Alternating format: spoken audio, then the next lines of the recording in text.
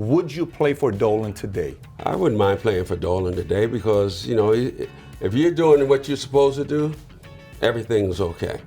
And that's been the problem with people coming to New York, the fact that they haven't lived up to their expectations of what they're supposed to be. So in turn, that expectation in terms of what the fan is looking for is not being met. And that's why there's so much turmoil here. The turnover here is probably greater than a lot of other places because when you have a team that starts to gel and all of a sudden now you're going to go after another free agent, and now you turn the team around. Now you're going back to square one to start building that team again. And when you get to that point again, you go back again and get another free agent or two, and then you start now. What they're doing now is probably the best thing for them. What they've done is they've kind of stripped the team down. They've got all young players for the most part playing. You just lost Porzingis. Just lost Porzingis. Don't worry about that. Really? Don't worry about that? Well, you can't worry about it now because now you got draft picks. You got. Yeah, but I mean, you lost Porzingis. Porzingis is he's not a regular player. You're not going to come across a lot of Porzingis step up. This guy's a fight. He's like a Luka except 3 inches taller, 2 inches taller. Well, now you got two of them there. Exactly. The point I'm trying to make, you're saying, okay, they got young players. Let's try to rebuild. I think they got Dennis Smith Jr. that just came, and they got a couple draft picks. How much of the reason do you really think, like in today's league, some players just don't want to play for Dolan? Do you think there's some of that taking place? Well, I think that as far as Porzingis is concerned, they weren't happy here. They didn't want to play here. And so they were able to move him, get a point guard that they wanted to get in the draft from before.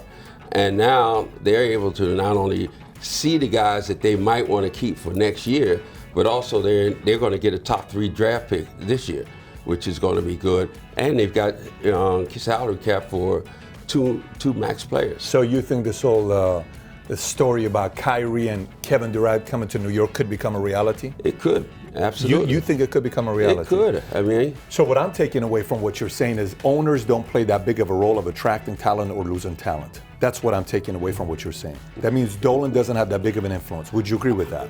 I don't think that he would have that big of an influence on bringing the guy here. The guy is going to want to have to come here, and that's going to be the role of the general manager and the president of the team to really convince somebody that they need to come here. Now, if they come here to New York, and if they take New York to the pinnacle, get to the playoffs, get a championship in New York, now you become out of New York, I mean, even more so in LA, you become the king of the hill. And when you come here to New York, you're talking about legacy. But if you don't bring it, you're not going to think of you too fondly. But I'm surprised you're saying this. You're saying owners don't play that big of a role in players wanting to play for owners. I'm surprised you're saying that because you're New York. So New York had who? Steinbrenner. The Yankees were a Steinbrenner team, right? Mm-hmm. Okay, so Steinbrenner was a guy that just wanted to win really bad, and he was going out there negotiating, doing all this stuff and trying to bring players in, and his son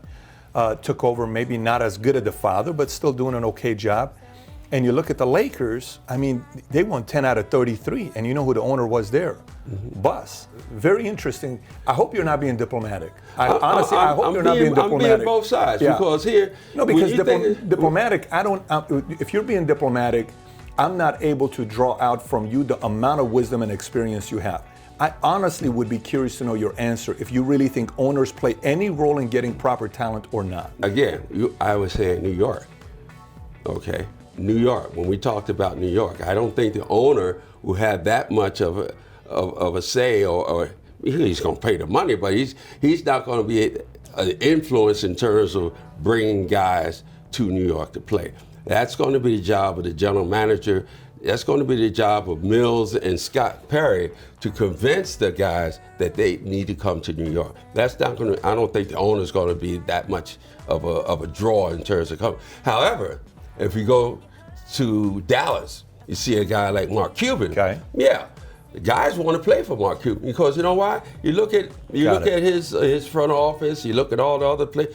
They still got guys around that played way back when. Yeah, and doesn't fire people. He keeps people. He takes care of his guys. They want to play for him. They want to work for him. So exactly, that kind of works in his favor. So you are. So how much of what you're saying has to do with the city of New York? Forget about Dolan. You're trying to say, hey Durant, hey Kyrie, come here anyways because the city is so amazing.